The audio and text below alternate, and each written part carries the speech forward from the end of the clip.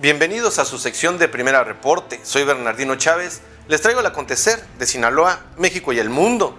Parecía que todo estaba armado en Sinaloa para que el 21 de febrero el Congreso de la Unión justificara la presencia desde hace 2 meses en el estado de 3.500 soldados, o policías militares como se les llama,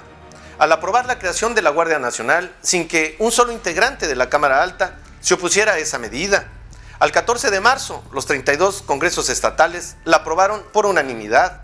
En la víspera, el 20 de febrero, elementos de la Marina Armada de México aseguraron en Topolobampo 630 kilogramos de cocaína y capturaron a 15 personas, 12 sudamericanos y 3 mexicanos, que a bordo de una embarcación menor cruzaban por las costas sinaloenses. Fue el mayor decomiso de este tipo y el mérito se lo anotó el sector naval de ese puerto del norte del estado. Ese mismo día, agentes federales decomisaron 5 kilogramos de la droga conocida como cristal en las inmediaciones de Villa Unión por la carretera Mazatlán-Tepic, y en otro operativo similar efectuado en un tramo de la autopista Los Mochis-Las Brisas aseguraron 11 kilos de metanfetaminas. Otro éxito anterior abonaba a armar el ambiente previo a la consumación de la militarización de las tareas de protección a la población civil, cuando un binomio canino nombrado como Bruno detectó 1,5 toneladas de marihuana ocultas en el vagón de un tren estacionado en los patios de Ferrocarriles Nacionales en Culiacán. Pero el día que el Senado le dio luz verde a la Guardia Nacional, hubo otra parte de guerra que hace a la población sinaloense desconfiar de la eficacia de los militares asignados a las tareas de seguridad pública. Los homicidios dolosos continuaron imparables,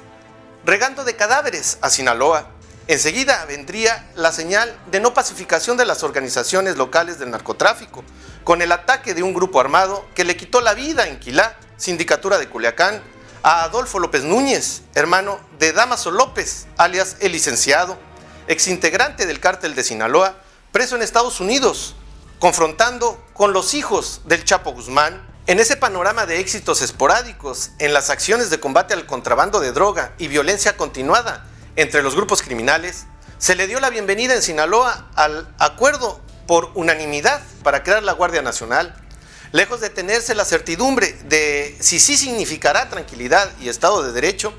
esta decisión, que a principios de 2018 ya había sido aprobada por el Congreso Federal y declarada inconstitucional en diciembre del mismo año por la Suprema Corte de Justicia de la Nación, cuando vino a Culiacán el entonces presidente Enrique Peña Nieto el 28 de noviembre de 2018, 2 días antes de dejar el cargo, a inaugurar la base militar El Sauz,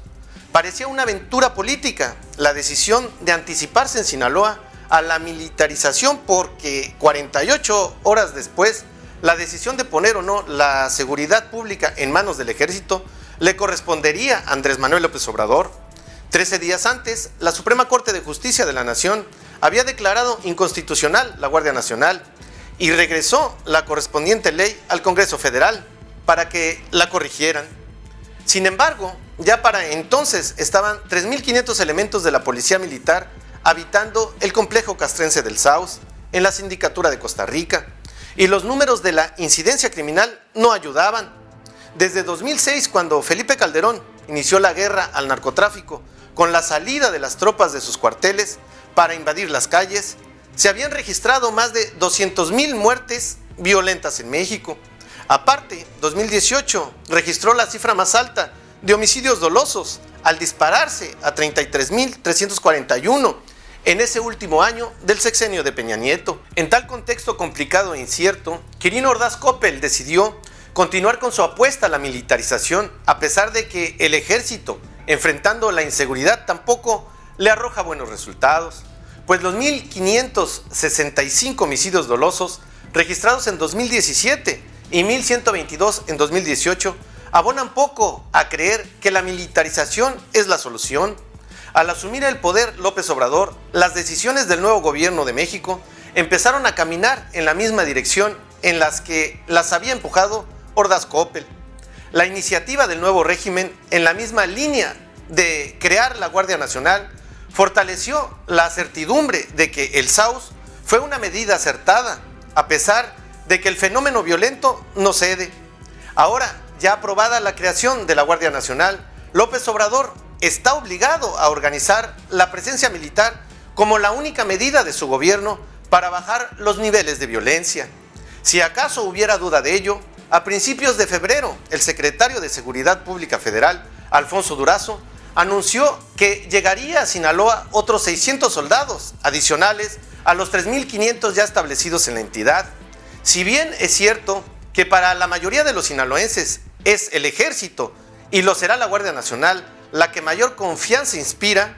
también es verdad que hasta la fecha se carece de elementos o resultados que lleven a suponer la eficacia de los operativos militares en el propósito de apaciguar a la delincuencia organizada o a la no articulada.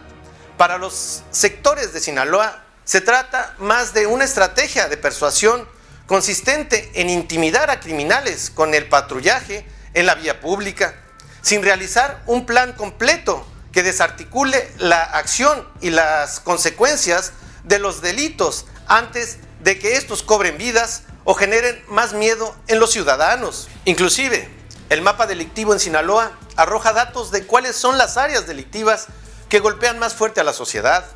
Los 2.700 homicidios registrados en los 2 años corridos del gobierno de Ordaz Coppel tal vez preocupen menos a la sociedad que la cometida violenta de 80 asaltos bancarios en el mismo lapso, 23 secuestros, 208 denuncias por violaciones sexuales, 13.000 automóviles robados, 700 robos a casa-habitación y 1.700 atracos a comercios. Se da por hecho que atacar los ilícitos del orden común requiere policías capacitadas, confiables y tácticamente funcionales, lo cual no tiene Sinaloa, porque la desbandada y los exámenes de control y confianza han mermado en casi 60% la fuerza humana de las corporaciones de seguridad pública estatales y municipales. Siendo esa la realidad, a Sinaloa le espera más reacción militar frente al crimen organizado, sobre todo en la etapa actual en que el cártel tendrá que operar sin la directriz de Joaquín Guzmán Loera y la batuta está en manos de Ismael Zambada García. Pero en lo que corresponde a reducir los delitos que directamente afectan a los sinaloenses, la guerra se visualiza perdida. Sinaloa va más allá de la militarización y requiere de una estructura de prevención y castigo del delito que a diario indigna a la población por pegarle directamente y someterla al terror. Nos vemos en un siguiente reporte.